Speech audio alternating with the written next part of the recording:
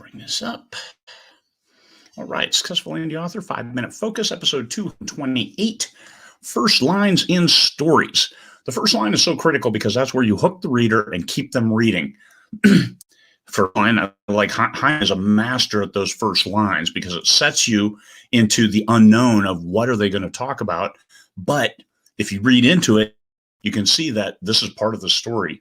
I see in Lunae Pravda that Luna City Council has passed on first reading a bill to examine, license, inspect, and tax public food vendors outside municipal pressure. I see also is to be mass meeting tonight to organize Sons of Revolution Talk. That's from The Moon is a Harsh Mistress. And you see that it's written kind of with a Russian accent. I always get the shakes before a drop. Great entry for Starship Troopers. And if you've read the book, drops, bounces, all those important elements in the military science fiction genre. And also Starship Troopers, mobile infantry. He didn't weigh any special forces, Marines. He didn't call them anything else. He made up his own term that applied. Once upon a time, there was a Martian named Valentine Michael Smith. That was Stranger in a Strange Land. Yeah, we have a dog now.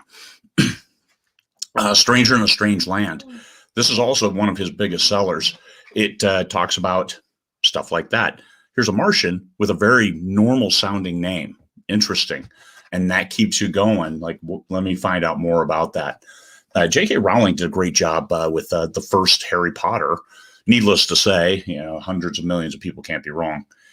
Mr. and Mrs. Dursley of number 4 Privet Drive were proud to say that they were perfectly normal. Thank you very much.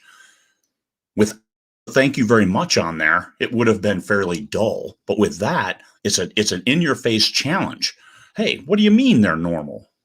And then you keep reading and you find out more and more. And then you find out Harry Potter. So the main character isn't even mentioned in that first sentence. That's pretty cool. This guy named Martelle. Not until I happy. That's my thriller. He's not.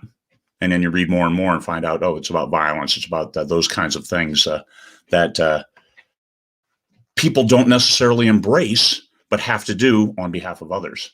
Ass. That's a quote. That's from a cat, actually. A cat says that. So that's one of my most successful. That's my second most successful series from The Free Trader. Dickens, it was the best of times, it was the worst of times. Copy the whole thing in there because that's a whole paragraph. That's one sentence of comparison and contrast. Contrast is the best times, the worst of times. How do you rectify that? How do you reconcile that within your mind? Well, you can, and you read the whole book, and it's irony, and it's all kinds of crazy stuff going on, a little bit of a historical fiction. Tolstoy, well, Prince. So Genoa and Lucca are now just family estates of the Buonapartes. War and Peace. Yeah, there's a lot. You keep reading all kinds of places to stop reading because it's so damn long. Andy Weir, I am pretty much screwed. Well, kind of.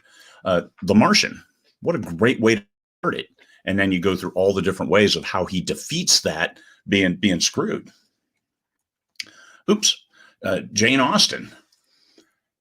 The truth universally acknowledged that a single man in possession of a good fortune must be in want of a wife.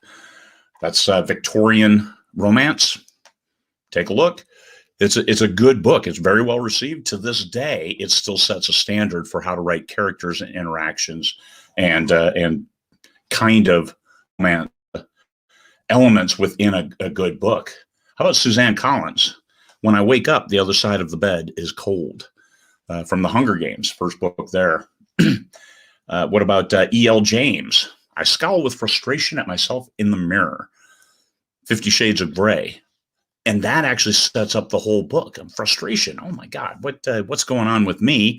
And this resonates with a certain crowd, a certain readership who want to see, maybe I'm better looking than I think, but I don't know. Validation says I don't look as good as I did when I was 20, and those kinds of elements.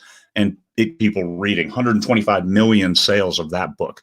These are all huge, huge sellers. Not the Martelle guy, but the rest of these are huge, huge sellers. And that first sentence, it set the hook and it kept people reading. So just pay more attention, go back through your library and take a look at those first sentences and say, yes, this kept me where I wanted to keep reading. There you go. All right. Research is your best friend as an author. Research, read, and make yourself look like folks without copying them per se, without copying them word for word. Make yourself look like writers who are, and then all of a sudden you'll find after a number of books, after a number of trials, that you might be great too. All right, everybody. Peace, fellow humans.